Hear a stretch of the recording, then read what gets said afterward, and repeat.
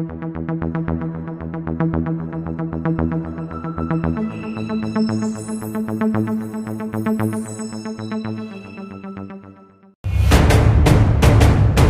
milices ISA tentent de s'aimer l'insécurité dans la région Afar d'Éthiopie.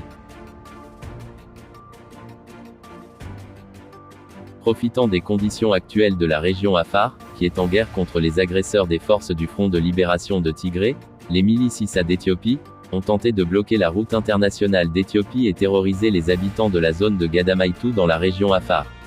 Malgré les tentatives d'infiltration de gouvernement djiboutien sous toutes ses formes, les combattants et les forces spéciales Afar ont assuré encore une fois la sécurité de leur région et de leur population. Mais cela a suscité la fureur de Djibouti.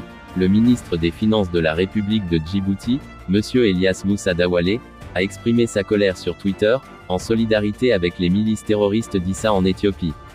Dans sa publication, il a clairement condamné les Afars d'un massacre. Propos pourtant, sans preuve à l'appui et même démentis par les autorités éthiopiennes.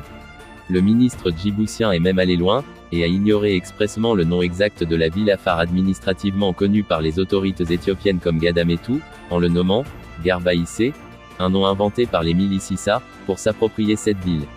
Cette réaction immature d'un ministre d'État prouve premièrement que le gouvernement de Djibouti soutient ces milices terroristes et alimente le conflit entre les frères Afar et ISA en Éthiopie. Deuxièmement, par sa réaction, le ministre djiboutien confirme l'ingérence flagrante de son pays dans les affaires de l'Éthiopie, pays voisin de Djibouti, et alimente le conflit entre ses citoyens et ses sujets.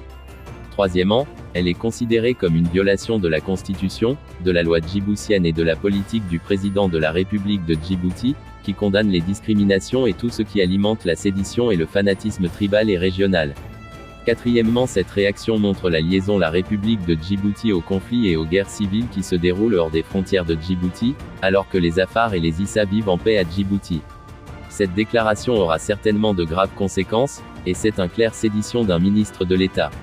L'autorité régionale Afar est plus que jamais prête à faire valoir sa souveraineté régionale et n'accepte aucune ingérence étrangère, car assurer la sécurité des Afars, c'est assurer la sécurité de toute l'Éthiopie.